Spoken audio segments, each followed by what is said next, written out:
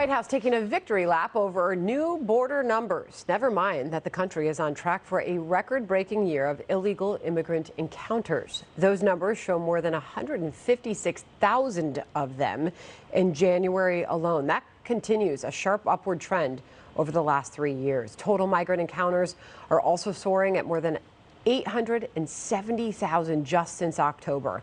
That is up 30% over the same period last year. Despite all of that, the administration claims new border measures are working.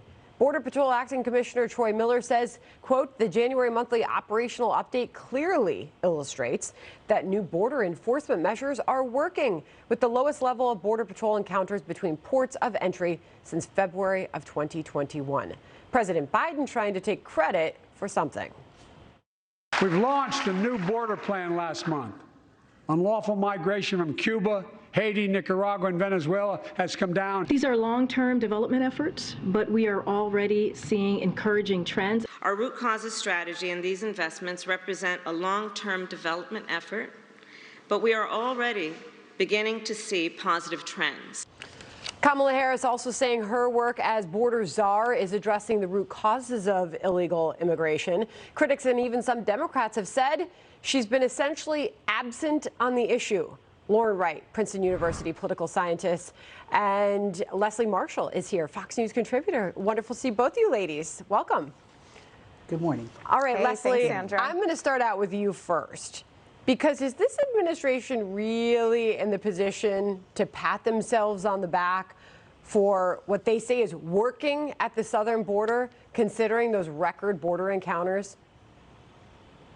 Well, when you see that, I would say yes, absolutely, because when you are trending in the right direction and when you see drops, and a significant drop since December, when you see percentages like 92% of Venezuelans that have dropped, 84% of Cubans, over 60% of Nicaraguans, when you see that 17,000 people have been processed legally for asylum and you have 20,000 more with appointments, absolutely, because these measures that were just put in place last month are already beginning to work, which is clear. You want to come here, you want asylum, and you got to do it the legal way. And if you go into Mexico or through another country without saying that you're seeking asylum, well, then you're going to be sent back as well. But Leslie, it's so important clearly, to know these numbers dropping and these percentages dropping show that these measures are working. Yeah, and fair enough. That is fact, that they've dropped from a record high that happened under this administration.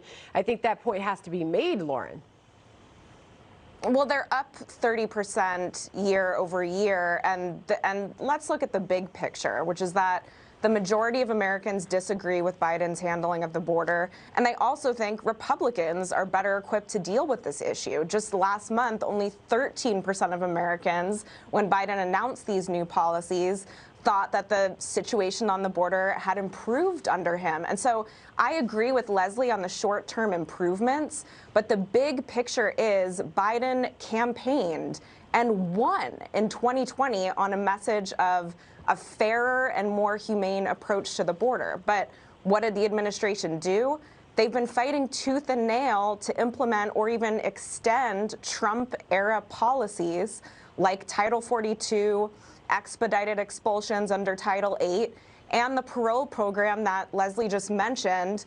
While it's been successful in the short terms, there's states arguing right now that it's illegal in the first place. All the while you have in El Paso unsheltered people facing freezing conditions and starvation. And no matter where you are on the political spectrum, you look at this situation and you think, it's not okay. All right. Well, Leslie, not all Democrats seem to be giving top grades to this president on his handling at the border. This is Rep. Aguilar, a top House Democrat, Pete Aguilar, giving President Biden an incomplete grade when it comes to the border. Sounds fair, Leslie, as many still ask the question, where's Kamala?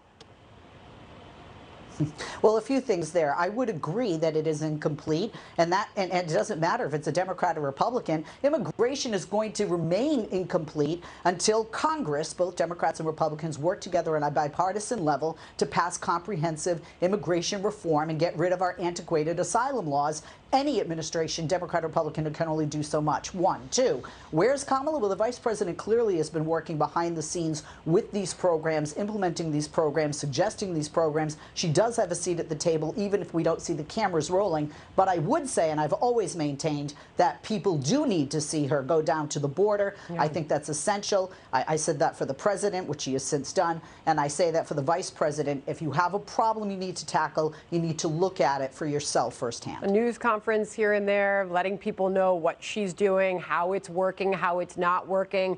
That sort of transparency is what Joe Biden and Kamala Harris campaigned on. We're just not seeing it, at least on the border issue yet. Top Democrats, meanwhile, are rallying behind President Biden for another run in the face of these mounting crises and dismal polling numbers. It is clear voters feel otherwise. Several recent polls show a majority disapprove of Biden, and even Democrats don't want him to run again.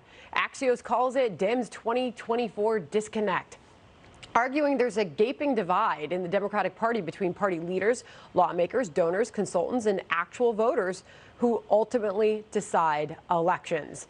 I think it's important for all Democrats to go on the record here. Leslie, where do you stand? Do you want President Biden to run again? Should he run again?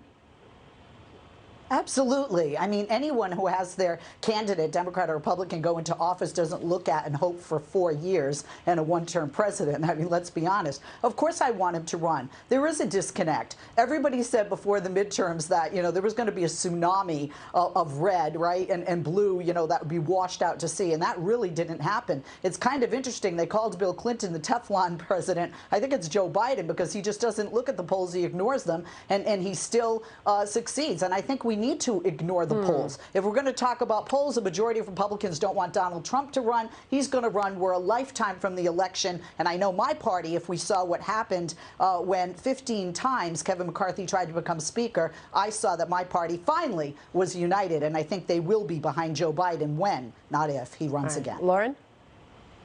They've got to stick behind Joe Biden. I'm personally a Republican. I want to see them succeed. But if you look at this landscape, I mean, who's the Democratic alternative? They have people Biden already beat in 2020 or who have massive issues of their own. And so I understand there's some rumblings, progressives and the base want to see something new. If they want something new, they risk getting Donald Trump, frankly, because we know Biden can beat Trump.